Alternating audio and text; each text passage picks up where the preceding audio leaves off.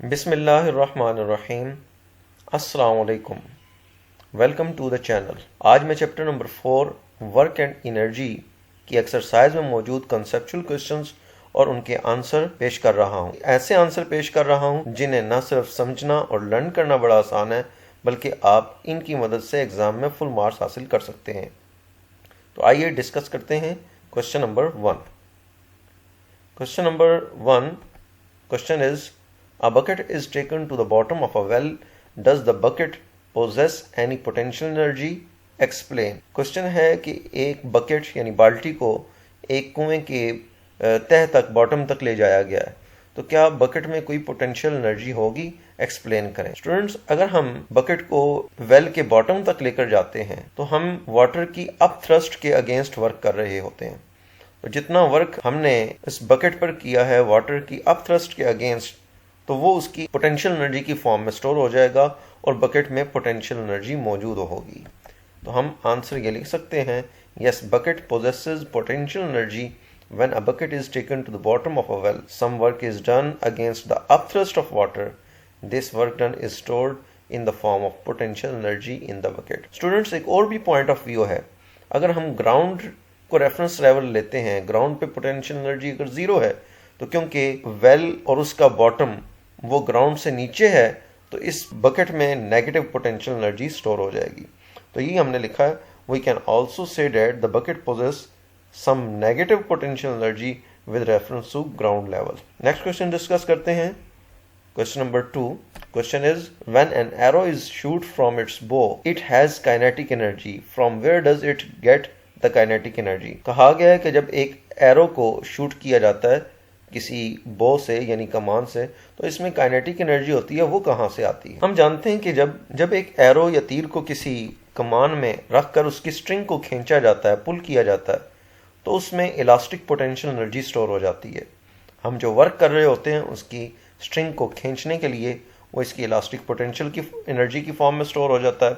और जब हम स्ट्रिंग को रिलीज करते हैं, तो जब छोड़ा जाता है एरो को, तो वो इलास्टिक पोटेंशियल एनर्जी एरो की काइनेटिक एनर्जी में कन्वर्ट हो जाती है, और वो काइनेटिक एनर्जी की वजह से ये एरो फिर अपने टारगेट की तरफ मूव करता है।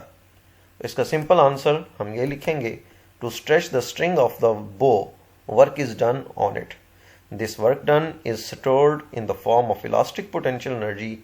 When the string is released with arrow, the elastic potential energy is converted into kinetic energy and makes it to move in the forward direction. हम इन सारी एनर्जी चेंजेस को इस तरह भी लिख सकते हैं कि पहले वर्क किया गया है एक बो की स्ट्रिंग को खींचने में, और जितना भी वर्क किया गया वो इलास्टिक पोटेंशियल एनर्जी की फॉर्म में स्टोर हो गया है, और वो इलास्टिक पोटेंशियल एनर्जी फिर एरो की काइनेटिक एनर्जी में कन्वर्ट हो जाता है। नेक्स्ट क्वेश्चन डिस्कस करते हैं। Question number 3 question is, Does hydrogen filled balloon possess any potential energy? Explain. Question है कि हाइड्रोजन फिल्ड बैलून्स, क्या उनमें कोई पोटेंशियल एनर्जी होती है? आप जानते हैं कि बैलून्स जिनमें गैस भरी जाती है वो अपवर्ड मूव करते हैं।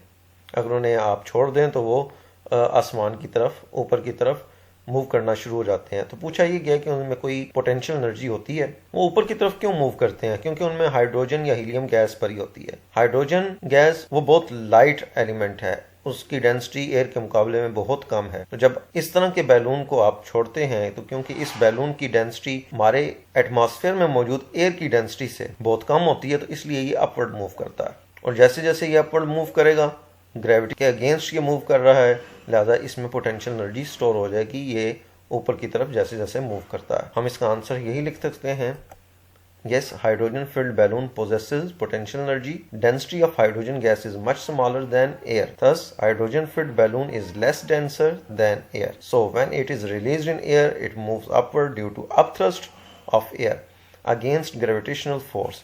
Thus, it gains potential energy P is equal to mgh. Student, जैसा कि आप जानते हैं कि कोई वुड का पीस या कोई और लाइट ऑब्जेक्ट, उसे हम वाटर के टब के अंदर अगर इमर्स करें तो उसके ऊपर भी अपथ्रस्ट एक्ट करती है, वो ऊपर की तरफ आता है, वो डूबता नहीं है। बिल्कुल ऐसे ही हाइड्रोजन फिल्ड बैलून, इसके ऊपर भी अपथ्रस्ट एक्ट करती है, क्योंकि इसकी भी डेंसिटी एयर के मुकाबले में कम है, इसलिए ये भी अपवर्ड मूव करता है और इसकी पोटेंशियल एनर्जी होती है। नेक्स्ट क्वेश्चन डिस्कस करते हैं हम। Question number 4, is kinetic energy a vector quantity? क्या काइनेटिक एनर्जी एक वेक्टर क्वांटिटी है? काइनेटिक एनर्जी एक वेक्टर क्वांटिटी नहीं है, वो एक स्केलर क्वांटिटी है, क्योंकि हम इसे स्केलर प्रोडक्ट की फॉर्म में भी लिख सकते हैं। No kinetic energy is a scalar quantity as it can be expressed in terms of scalar product. Formula है Ke is equal to 1/2 mv.v। यहाँ v वेलोसिटी है, तो v.v v स्क्वायर के इक्वल होता है, इसलिए इसको हम 1/2 mv स्क्वायर लिखते हैं। क्योंकि डॉट प्रोडक्ट है v.v, इसलिए काइनेटिक एनर्जी एक स्केलर क्वांटिटी है। इसके अलावा हम वर्क एनर्जी प्रिंसिपल भी जानते हैं। इन वर्क एनर्जी प्रिंसिपल के मुताबिक work done on a body is equal to change in its kinetic energy. अब वर्क क्योंकि एक स्केलर क्वांटिटी है, इसलिए काइनेटिक एनर्जी भी फिर एक स्केलर क्वांटिटी होगी। नेक्स्ट क्वेश्चन डिस्कस करते हैं, question number 5। Question is what happens to the kinetic energy of a bullet when it penetrates into a target. Question है कि एक बुलेट की काइनेटिक एनर्जी के साथ क्या होता है जब वो किसी टारगेट में पेनिट्रेट कर जाती है। स्टूडेंट्स, आप जानते हैं जब बुलेट एक टारगेट से टकराती है और आखिरकार इसकी वेलोसिटी 0 हो जाती है, तो इसकी काइनेटिक एनर्जी मुख्तलिफ फॉर्म्स में कन्वर्ट हो जाती है। पहले तो इसकी काइनेटिक एनर्जी उस टारगेट में डिस्ट्रक्शन पैदा करने में, उसकी तोड़ फोड़ में इस्तेमाल हो जाती है। कुछ काइनेटिक एनर्जी टारगेट के अंदर पेनिट्रेट होने में और फ्रिक्शन की वजह से हीट में कन्वर्ट हो जाती है, साउंड में और मुख्तलिफ फॉर्म्स में कन्वर्ट हो जाती है। तो हम इसका आंसर ये लिख सकते हैं, kinetic energy of the bullet becomes 0 when it comes to rest in target and is converted into work done to penetrate into the target. कुछ तो वो वर्क डन जो टारगेट के अंदर दाखिल होने के लिए उसे चाहिए, उसमें कन्वर्ट हो जाती है। Heat due to friction in the target, जब इसने टारगेट में पेनिट्रेट करना है तो इसको जो फ्रिक्शन की फोर्स का सामना होगा, उस फ्रिक्शन के अगेंस्ट वर्क करने की वजह से हीट में कन्वर्ट हो जाएगी। To damage or break the target, कुछ एनर्जी टारगेट को ब्रेक करने में। और deformation of the bullet itself, जब ये बुलेट टारगेट से टकराती है और अगर बहुत हार्ड टारगेट हो तो ये बुलेट खुद भी बहुत ज़्यादा डिफॉर्म हो जाएगी, कुछ एनर्जी वहाँ इस्तेमाल हो गई है और साउंड में कन्वर्ट हो जाती है। तो ये मुख्तलिफ एनर्जी ट्रांसफॉर्मेशन हैं। जब बुलेट की काइनेटिक एनर्जी बुलेट किसी टारगेट से टकराएगी, उसमें पेनिट्रेट होगी, तो ये वो मुख्तलिफ फॉर्म्स हैं जिनमें उसकी काइनेटिक एनर्जी ट्रांसफॉर्म हो जाती है। नेक्स्ट क्वेश्चन हम डिस्कस करते हैं, question number 6। Question is does the tension in the string of a swinging pendulum do any work, explain. Question है कि क्या एक स्विंगिंग पेंडुलम, एक झूलते हुए पेंडुलम की स्ट्रिंग में मौजूद टेंशन कोई वर्क करती है। तो स्टूडेंट्स, आप जानते हैं कि टेंशन की जो फोर्स है वो अलोंग द स्ट्रिंग एक्ट करती है, जबकि पेंडुलम की जो मोशन होती है वो उसके पाथ के अलोंग, उसके परपेंडिकुलर होती है। जबकि पेंडुलम के डिस्प्लेसमेंट, इसके वो सर्कुलर पाथ जिसके अलोंग वो ऑसिलेट कर रहा होता है, उस डायरेक्शन में डिस्प्लेसमेंट होती है। इस डिस्प्लेसमेंट की डायरेक्शन, अब डिस्प्लेसमेंट और टेंशन के दरमियान जो एंगल है वो 90 डिग्री है।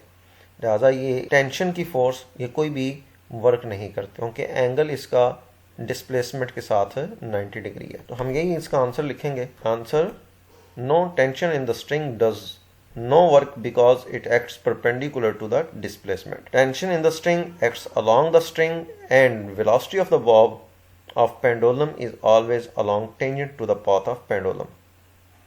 So the angle between tension and displacement is always 90. क्योंकि displacement और tension के दरमियान एंगल 90 है, लिहाजा वर्क 0 होगा।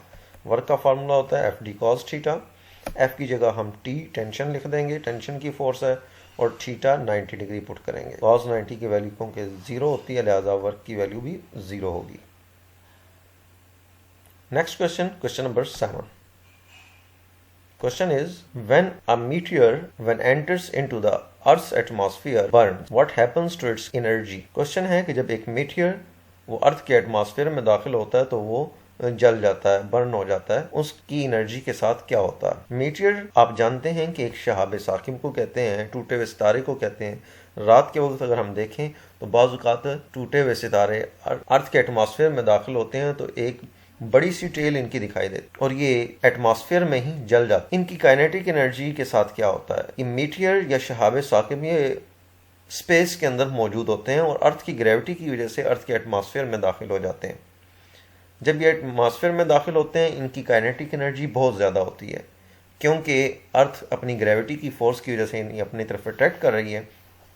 इनकी काइनेटिक एनर्जी इतनी ज़्यादा होती है, वेलोसिटी बहुत ज़्यादा होती है, और ये एटमॉस्फेयर में मौजूद एयर और बाकी गैसेस के साथ फ्रिक्शन की वजह से बहुत ज़्यादा हीट अप हो जाते हैं, और ये इतने हीट अप हो जाते हैं कि जलना शुरू कर जाते हैं और जल के राख हो जाते हैं, और ज़मीन तक अक्सर औकात ये नहीं पहुंच सकते, और सारी की सारी इनकी काइनेटिक एनर्जी और इनकी एनर्जी हीट में और लाइट में कन्वर्ट हो जाती है। तो ये हम आंसर लिखेंगे, अ meteor enters the Earth's atmosphere with very large kinetic energy due to gravitational pull. In the atmosphere, it experiences air friction, which is very large due to its high velocity. The work done against friction is converted into heat, sound, and light. The heat energy is so intense that it burns the meteor into ashes. Thus, all the kinetic energy is lost mainly into heat. Next question is question number 8. Question is, what type of energy is stored in the spring of watch? Question है कि एक watch के spring के अंदर कौन सी energy store होती है।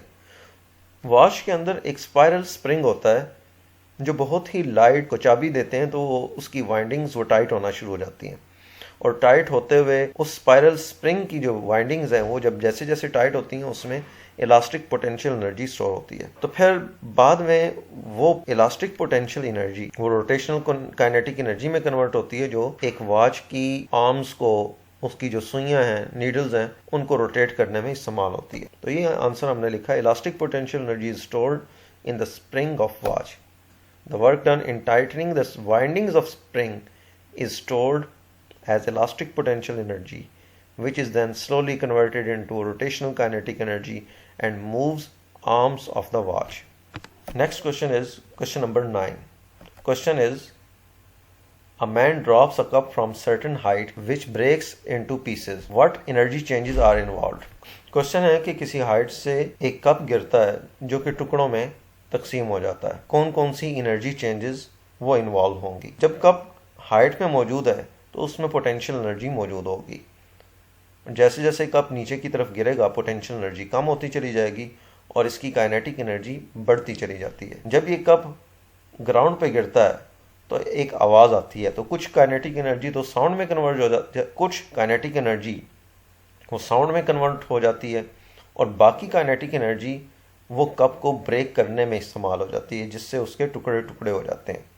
क्योंकि अब वो पीसेस अपनी जगह पे एट रेस्ट नहीं है बल्कि वो भी इधर उधर बिखरते हैं, तो उस काइनेटिक एनर्जी का कुछ हिस्सा वो इन पीसेस की काइनेटिक एनर्जी में कन्वर्ट हो जाता है, और जैसे जैसे ये पीसेस ग्राउंड के अलॉन्ग मूव करते हैं तो फ्रिक्शन की वजह से उनकी काइनेटिक एनर्जी हीट में कन्वर्ट हो जाती है। तो हम यही लिखेंगे, when a cup is drop from certain height it's potential energy changes into kinetic energy.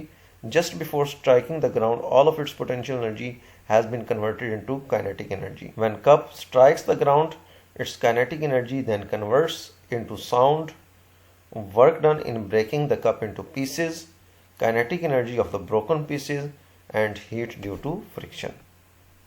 Next question is question number 10. Question is, a man rowing boat upstream is at rest with respect to shore. Is he doing work? Question है कि एक आदमी पानी के बहाव की मुखालिफ सिमत कश्ती को चलाते हुए एट रेस्ट है, क्या वो कोई वर्क कर रहा है? तो इसका आंसर ये है कि वो कोई वर्क नहीं कर रहा, वर्क डन ज़ीरो है, क्योंकि शोर के लिहाज से, साहिल के लिहाज से उसकी डिस्प्लेसमेंट ज़ीरो है। आंसर ये हमने लिखा है, no man is doing no work since displacement of boat with respect to shore is zero. W is equal to FD cos theta, because D displacement is zero, that's why the work done is zero. Next question, question number 11. Question is, why energy saver are used instead of normal bulbs? Question है कि energy saver वो हम क्यों इस्तेमाल करते हैं आम bulb के मुकाबले में। स्टूडेंट्स, आप फिगर में देख सकते हैं कि 3 मुख्तलिफ तरह के बल्ब दिखाई दे रहे हैं। लेफ्ट साइड पे पहला बल्ब वो इनकैंडिसेंट बल्ब कहलाता है, सेंटर में एनर्जी सेवर, और राइट साइड पे एक LED बल्ब आपको नज़र आ रहा है। जो इनकैंडिसेंट बल्ब होता है वो इतना एफिशिएंट नहीं है, वो ज़्यादा इलेक्ट्रिसिटी इस्तेमाल करता है और कम लाइट देता है, उसकी ज़्यादातर इलेक्ट्रिसिटी या इलेक्ट्रिक एनर्जी वो हीट की वजह से ज़ाया हो जाती है, जबकि एनर्जी सेवर्स आम इनकैंडिसेंट बल्ब के मुकाबले में ज़्यादा एफिशिएंट होते हैं। तो यही हम आंसर लिख रहे हैं। Energy savers are used instead of normal incandescent bulbs because they are more efficient and save electric energy up to 80%. They are durable and have longer life. दूसरी हमने रीज़न ये रखी है कि वो ड्यूरेबल हैं, उनकी लाइफ टाइम, उनका लाइफ वो ज़्यादा है। आम इनकैंडिसेंट बल्ब जल्दी फ्यूज़ हो जाते हैं, जबकि एनर्जी सेवर वो लंबे अरसे तक चलते रहते हैं। उसके अलावा they are economical and reduce electric bill. Economical हैं, उनसे बिजली का बिल वो भी कम आता है।